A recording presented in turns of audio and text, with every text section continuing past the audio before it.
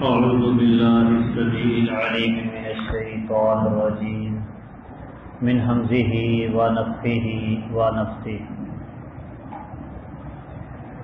وإذ ابتلى يا بني إسرائيل اذكروا نعمتي التي أنعمت عليكم وأني فضلتكم على العالمين واتقوا يوما لا تجزي نفس عن نفس شيئا ولا يقبل منها عدل ولا تنفعها شفاعة ولا هم ينصرون۔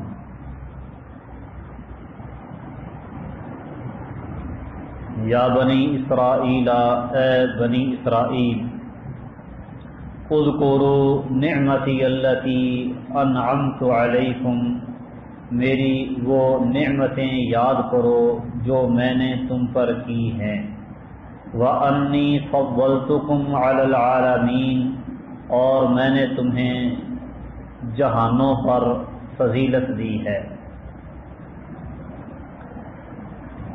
سابقہ 84 آیات میں اللہ سبحانہ و تعالی نے بنی اسرائیل پر کی جانے والی نعمتوں کا تذکرہ فرمایا ہے، اجمالاً پھر تفصیلاً۔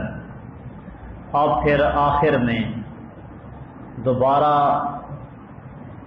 بنی اسرائیل کو پھر کہا جا رہا ہے کہ وہ نعمتیں جو میں نے تم پر کی ہیں انہیں اچھی طرح یاد کرو، ذہن میں رکھو، اور سب سے بڑی نعمت کہ میں نے تمہیں تمام جہانوں پر فضیلت عطا کی، اور ان نعمتوں کی ناشکری نہ کرو بلکہ شکر کرو، اور شکر کا طریقہ اللہ تعالیٰ کی اطاعت، اللہ رب العزت کی فرما برداری اور اللہ تعالیٰ کے احکامات پر عمل درآمد کرنا ہے۔ واتقوا یوما لا تجزی نفس عن نفس شیئا،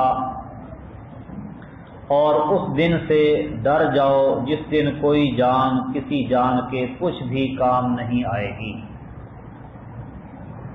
ولا يقبل منها عدل، اور اس سے کوئی عوض فدیہ قبول نہیں کیا جائے گا، ولا تنفعها شفاعۃ، اور کوئی سفارش اسے فائدہ نہیں دے گی، ولا هم ينصرون، اور نہ ہی وہ مدد کیے جائیں گے۔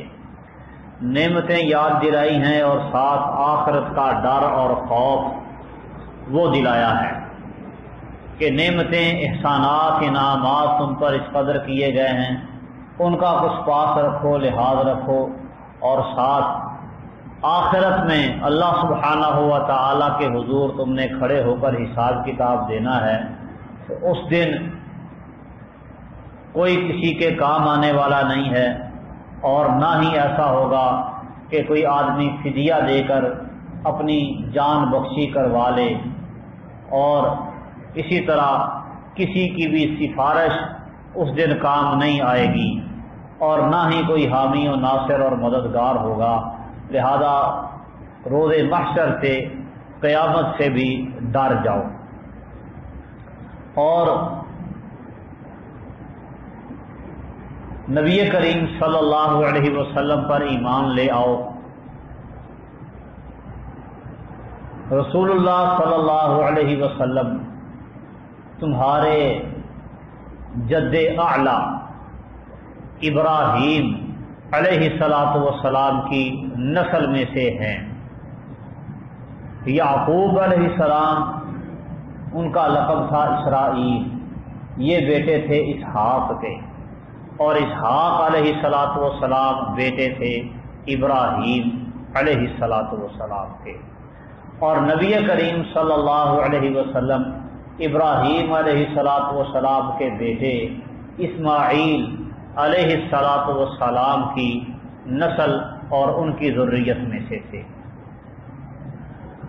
اور ابراہیم علیہ السلام نے اللہ سبحانہ و تعالیٰ سے دعا کی تھی نبی آخر الزمان امام الانبیاء جناب محمد مصطفیٰ صلی اللہ علیہ وسلم کے لیے، تو اللہ تعالیٰ نے وہ دعا قبول فرمائی اور ان کی ذریت اور ان کی اولاد میں سے ایک نبی اور رسول بھیجا۔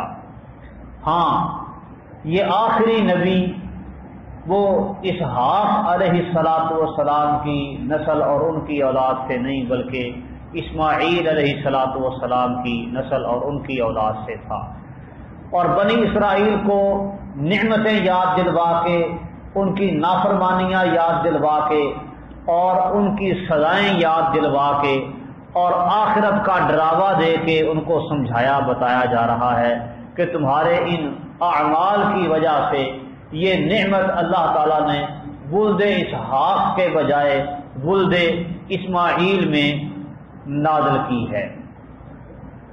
اور پھر ذکر کیا ہے ابراہیم علیہ السلام کا وہ واقعہ جب انہوں نے دعا کی تھی نبی صلی اللہ علیہ وسلم کے لیے، وَإِذِ ابْتَلَىٰ إِبْرَاهِيمَ رَبُّهُ بِكَلِمَاتٍ فَأَتَمَّهُنَّ، اور جب آزمایا ابراہیم علیہ السلام کو ان کے رب نے بِكَلِمَاتٍ چند کلمات کے ساتھ، فَأَتَمَّهُنَّ تو انہوں نے ان کلمات کو پورا کر دیا، یعنی ان آزمائشوں میں پورے اترے۔ وہ آزمائشیں کیا تھیں تفصیل یہاں پر ذکر نہیں ہوئی، باقی قرآن مجید میں کئی مقامات پر ان کا ذکر ملتا ہے کہ انہیں آگ میں ڈالا گیا، والد نے گھر سے نکال دیا،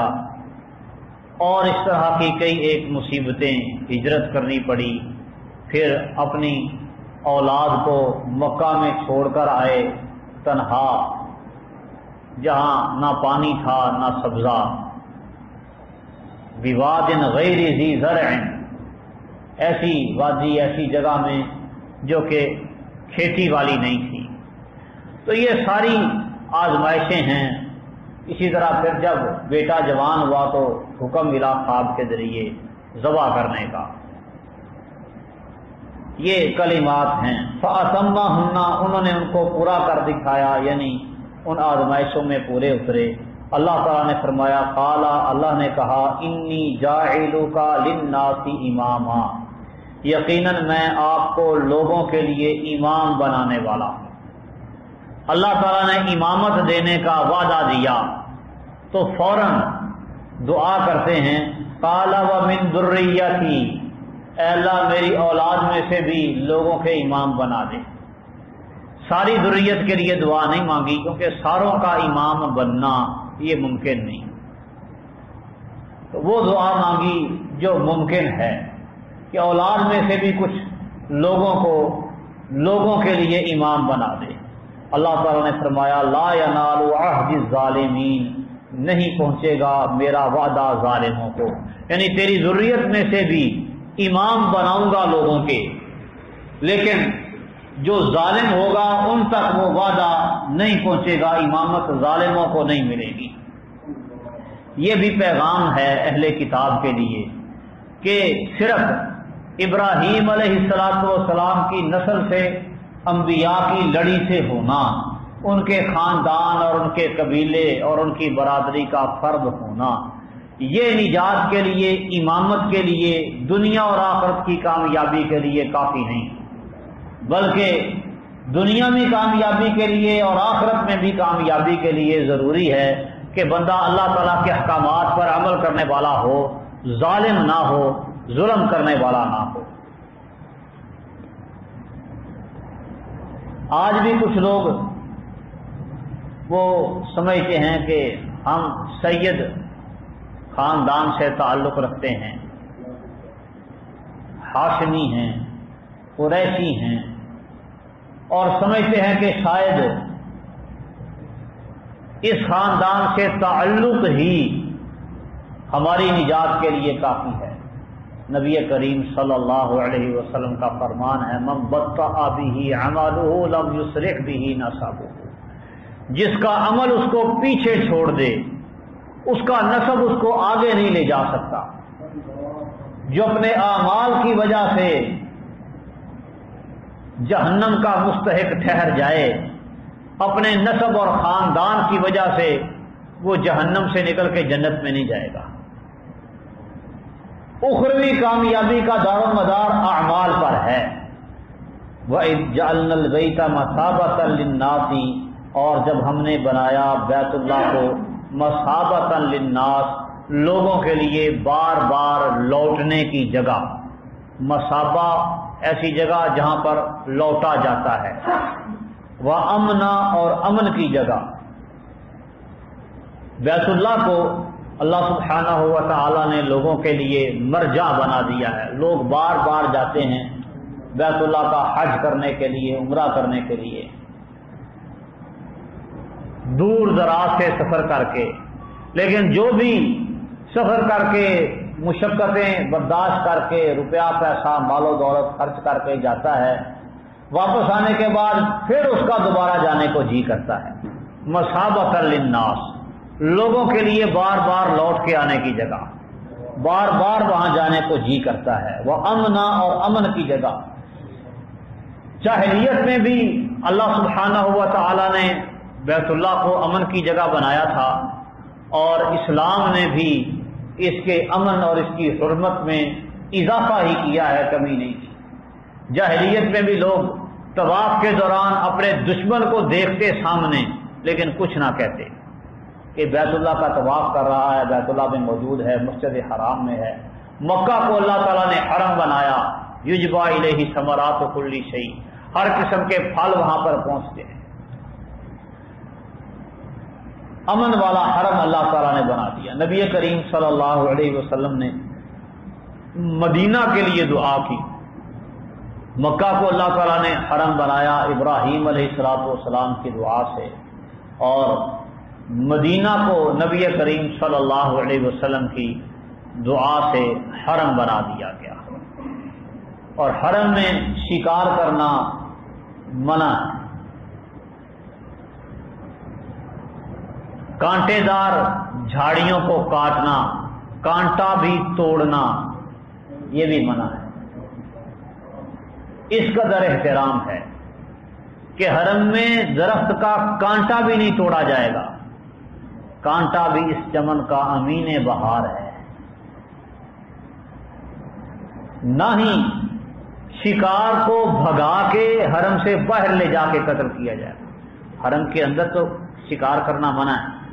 اب اس کا یہ مطلب نہیں کہ شکار حرم کی حدود میں نظر آیا تو شکاری اس کو بھگائے اور حرم سے باہر لے جائے اور باہر لے جا کے قتل کرے، نہیں، لا ينفر الصید، شکار کو بھگایا بھی نہیں جائے گا۔ ہاں کچھ جانور ہیں، پرندے جانور، جن کو قتل کرنے کی اجازت دی ہے۔ نبی کریم صلی اللہ علیہ وسلم فرماتے ہیں 5 فاسق ہیں، یقتلن فی الحل والحرم، ان کو حل و حرم میں قتل کیا جائے، جہاں نظر آئیں قتل کر دو، حرم میں بھی نظر آئے تو قتل کر دو۔ ہدعہ چیل، کوا، غراب، وہ الغراب الابقع، جس کبے کو قتل کرنے کا حکم ہے وہ خاص قسم کا کوا ہے، الغراب الابقع، صحیح مسلم میں اس کی وضاحت موجود ہے، جس کی گردن سفید اور پیچھے سے کالا ہوتا ہے۔ کچھ کبے مکمل طور پہ کالے ہوتے ہیں، ہمارے ہاں عام طور پہ جو معروف کوا ہے پایا جاتا ہے، اس کی گردن آگے سے تھوڑی سی سفید اور پیچھے سے کالا ہوتا ہے، اس کو کہتے ہیں الغراب الابقع۔ یہ جہاں نظر آئے اس کو قتل کرنے کا حکم ہے، جہاں پاؤ قتل کر دو، حتیٰ کہ حرم میں موجود ہو تو تب بھی وہاں پر بھی اس کو قتل کر دو، یہ فاسق ہے۔ جو مکمل سیاہ کوا ہے اس کو قتل کرنے کا حکم نہیں۔ اسی طرح کچھ کوے مکمل سفید ہوتے ہیں، کبوتر کی طرح، سر سے پاؤں تک سارے سفید، تو سفید کبے کو بھی قتل کرنے کا حکم نہیں ہے، سیاہ کو بھی نہیں۔ یہ جو کالا کبا اور گردن جس کی سفید ہو اسے قتل کرنے کا حکم ہے۔ پنجابی میں تو وہ مثال بنی ہوئی ہے، جو بندہ نہ مانے تو کہتے ہیں ایندہ کان چٹائیے، تو کان چٹے بھی ہوتے ہیں، سفید کبے بھی دنیا میں پائے جاتے ہیں، سارے سیاہ بھی، سارے سفید بھی، اور سیاہ سفید مکس بھی۔ جو سیاہ و سفید ہو، پیچھے سے کالا آگے سے سفید، یہ فاسق ہے، الغراب الابقع، اس کو قتل کرنے کا حکم ہے۔ اسی طرح پاگل کتا اس کو بھی قتل کرنے کا حکم ہے، سانپ بچھو کو بھی قتل کرنے کا حکم ہے، اسی طرح چوہا اسے بھی مار دینے کا حکم ہے، حل میں نظر آئے حرم میں نظر آئے قتل کر دو، مار دو۔ تو یہ حرم کا تقاضا ہے کہ وہاں پر جانوروں کو بھی قتل نہیں کیا جائے گا، شکار نہیں کیا جائے گا، لڑائی جھگڑا ظلم فساد نہیں، وہاں پہ گری ہوئی چیز کو اٹھانا بھی منع ہے، الا لمنشد، ہاں آپ کو پتہ ہے کہ یہ چیز کس کی ہے، پھر آپ اٹھائیں اور اس تک پہنچا دیں، یا پھر جس کی ڈیوٹی اور ذمہ داری یہ ہے کہ حرم میں گری پڑی چیزوں کو اٹھا کر جمع کرنا، امانت خانے میں جمع کروانا تاکہ لوگ وہاں اپنی گمشدہ چیز آ کے وصول کر لیں، وہ اٹھا سکتا ہے، کہ جو اعلان کرے چیز اٹھا کے کہ جس کی ہے لے لے، یہ کام تو کرنا جائز ہے، وگرنہ جو چیز مرضی پڑی ہوئی ہو آپ اٹھا نہیں سکتے۔ لکتا گری پڑی چیز حرم سے اٹھانا یہ بھی منع ہے، یہ حرم کا احترام ہے۔ لڑائی جھگڑا کرنا، جنگ جہاد قتال کرنا یہ بھی حرم کے اندر منع ہے۔ امن والی جگہ اللہ تعالیٰ نے بنا دیا اس کو۔ وَاتَّخِذُوا مِن مَّقَامِ إِبْرَاهِيمَ مُصَلًّى، اور مقام ابراہیم کو تم بناؤ نماز کی جگہ۔ مقام ابراہیم اس پتھر کو کہتے ہیں جس پر کھڑے ہو کے ابراہیم علیہ السلام نے بیت اللہ کی تعمیر کی تھی۔ تو مقام ابراہیم کی جانب کھڑے ہو کر طواف کے بعد 2 رکعتیں نبی کریم صلی اللہ علیہ وسلم نے ادا کی، اور یہی آیت پڑھی وَاتَّخِذُوا مِن مَّقَامِ إِبْرَاهِيمَ مُصَلًّى۔ تو اب بھی حجاج معتمرین طواف کے بعد 2 رکعتیں اسی جانب ادا کرتے ہیں۔ وَأَعِدْنَا إِلَىٰ إِبْرَاهِيمَ وَإِسْمَاعِيلَ أَن طَهِّرَا بَيْتِيَ، اور ہم نے وعدہ لیا ابراہیم اور اسماعیل سے کہ تم دونوں میرے گھر کو پاک کرو، لِلطَّائِفِينَ وَالْعَاكِفِينَ وَالرُّكَّعِ السُّجُودِ، طواف کرنے والوں کے لیے، اعتکاف بیٹھنے والوں کے لیے، اور رکوع اور سجدہ کرنے والوں کے لیے۔ تو بیت اللہ کو صاف کرنا ہے صرف گندگی سے نہیں، کوڑے کرکٹ سے نہیں، ہر قسم کی گندگی سے، کوڑا کرکٹ بھی نہ ہو، میل کچیل بھی نہ ہو، اور عقیدے کا گند بھی نہ ہو۔ تو یہ بھی تنبیہ ہے مشرکین کو کہ دعویٰ کرتے ہو ملت ابراہیمی پر ہونے کا، اور بتوں کے ساتھ بیت اللہ کو تم نے بھرا ہوا ہے۔ اللہ سبحانہ و تعالیٰ نے تو ہر قسم کے گند سے اس کو پاک رکھنے کا حکم دیا تھا۔ شرک کا اڈا بنا دیا انہوں نے بیت اللہ کو، ظالموں نے ابراہیم علیہ السلام کا، اسماعیل علیہ السلام کا بت بنایا ہوا تھا کعبہ کی چھت پہ رکھا ہوا، ان کے ہاتھوں میں قسمت آزمائی والے تیر پکڑائے ہوئے تھے جس سے وہ قسمت آزمائی کرتے تھے۔ نبی کریم صلی اللہ علیہ وسلم نے انہیں توڑا، گرایا، اور فرمایا اللہ کی قسم انہوں نے کبھی قسمت آزمائی نہیں کی تھی۔ آج بھی لوگ قسمت آزمائی کرتے ہیں نا، وہ لاٹریاں، کوپن، بانڈ، قسمت پوڑی، جی یہ سارا حرام ہے، رجس من عمل الشیطان، شیطانی عمل ہونے کی وجہ سے ناجائز ہے۔ کئی مختلف کمپنیاں بھی وہ سکیمیں اس طرح کی چھوڑتی رہتی ہیں، انعامی سکیمیں، چلو جی آزماؤ قسمت، لگ جائے شاید تکا۔ تو بہرحال ان سارے کاموں سے پاک کرنے کا حکم دیا اللہ سبحانہ و تعالیٰ نے۔ وَإِذْ قَالَ إِبْرَاهِيمُ، اور جب کہا ابراہیم علیہ السلام نے رب اجعل هذا بلدا آمنا، اے اللہ تو بنا دے اس جگہ کو بلدا آمنا، امن والا شہر، وارزق اہلہ من الثمرات، اور اس کے رہنے والوں کو پھلوں کا رزق دے، پھلوں کا رزق عطا کر۔ من آمن منہم باللہ والیوم الآخر، ان میں سے جو اللہ اور یوم آخر پر ایمان لے آئے۔ پہلے اللہ تعالیٰ سے دعا کی تھی وَمِن ذُرِّيَّتِي، میری اولاد میں سے بھی امام بنا، تو اللہ تعالیٰ نے کہا لا ینال عہد الظالمین، ظالموں کو یہ وعدہ نہیں، باقیوں میں سے امام بنا دے۔ اب ابراہیم علیہ السلام نے دعا کی اور کہا اے اللہ جو اللہ پر اور آخرت کے دن پر ایمان لائے ان کو پھلوں کا رزق عطا کر یہاں کے رہنے والوں. اللہ سبحانہ و تعالی نے فرمایا قال ومن کفر، اللہ نے فرمایا کہ جس نے کفر کیا فامتعه قلیلا، میں اس کو بھی تھوڑا سا فائدہ دوں گا. یہ پھلوں کا رزق دنیاوی منفعت کافروں کے لیے بھی اللہ تعالی نے رکھی ہے. ثم اضطره الى عذاب النار، پھر میں اس کو مجبور کروں گا جہنم کے عذاب کی طرف. وبئس المصیر، اور وہ بری لوٹنے کی جگہ ہے. ابراہیم علیہ السلام کی یہ دعا قبول ہوتی نظر آتی ہے. دنیا بھر کے پھل تازہ بے موسمی وہاں پہ ملتے ہیں، دستیاب ہوتے ہیں، موجود ہوتے ہیں. بلکہ ایسے پھل بھی کہ جن علاقوں میں پیدا ہوتے ہیں اس ملک کے رہنے والوں کو بھی شاید نصیب نہیں ہوتے، وہاں پہ پہنچ جاتے ہیں. وَارْزُقْ أَهْلَهُ مِنَ الثَّمَرَاتِ، یہ ابراہیم علیہ السلام کی دعا کی قبولیت کی دلیل ہے. اور پھر وَمَنْ كَفَرَ فَأُمَتِّعُهُ قَلِيلًا، اس میں اشارہ ہے کہ کسی کو اگر اللہ تعالی رزق کی فراوانی عطا کرے تو یہ اس کے خوش بخت ہونے کی دلیل اور علامت نہیں ہے. اللہ بدبختوں کو بھی رزق کی فراوانی دیتا ہے.